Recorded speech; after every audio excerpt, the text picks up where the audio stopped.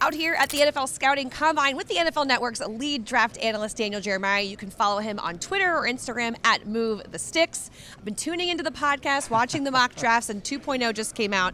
You have the Vikings drafting Dallas Turner out of Alabama, an edge rusher. Why did you pick that one?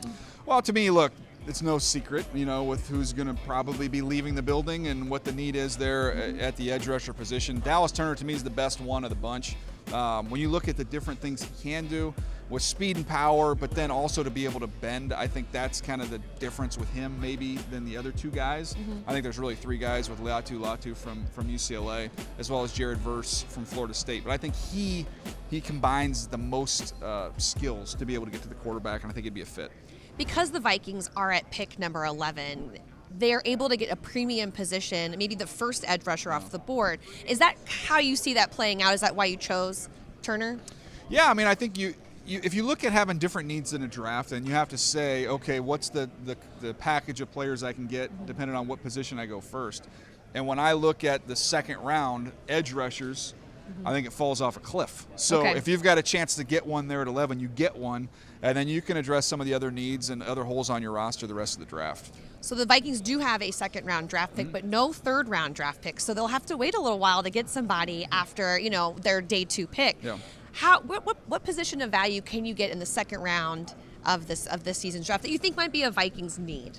Well, you could look at a couple different areas. The interior of the offensive line is usually a great spot there at the top of the second round. Corner runs deep in this draft. I think that's another area you could address there in the second round. So those are just a couple, and that's not even just this year. That's usually kind of like the rule of the draft. Those are the rounds where you can find those players. Take away the top 3 quarterbacks in this draft. The Vikings potentially could either go up to get one. They could maybe pick one at 11. Do you see a name that maybe pops into your head that could be a good fit at 11? Yeah, McCarthy is interesting to me. Him and Bo Nix, they're like kissing cousins on my list. They're one day I wake up and I prefer McCarthy, the next day I wake up and I prefer Nix. But similarly, in terms of guys are really good athletes, they're winners, they're tough, they're smart, just kind of like steady players. So I think either one of those guys, you can make a case. I don't know that you're not going to trade up to get one of those guys, but they're at 11. You can talk yourself into that. You mentioned in your podcast recently that the Vikings are a QB team. How do you see it playing this offseason? Well, I'm fascinated to see what happens with Kirk, because, look, he doesn't get hurt. I think there's probably no drama. He's going to get a new deal, and it'll be done, and he'll be back in Minnesota. But I think just because of the depth of the quarterback class that we have here and the opportunity of where they're picking and him coming off of an Achilles, I think that's why, I feel like they're even if Kirk were to come back and you're going to roll with Kirk, I feel like they're going to get another young one in the pipeline. So again, on the podcast, which everyone's been following, you guys are starting to dive into divisions, and you're about to break down the NFC North at some point. Where do you see the Vikings sitting in the division race as of right now? Well, I think it's interesting with what Green Bay's done. With Green Bay, Detroit, we know what they've kind of emerged, and they're already on the scene, and they're already there. But Green Bay was the surprise to me of just how fast they got all these young players up and running.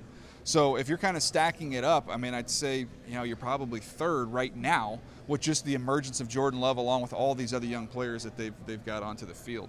But as we've seen, this is a great example of what Houston did. It takes 1 year, And 1 year, one good draft, one good offseason, and you're right back up to the top. So they're not far off, but I would say they're third in that stack.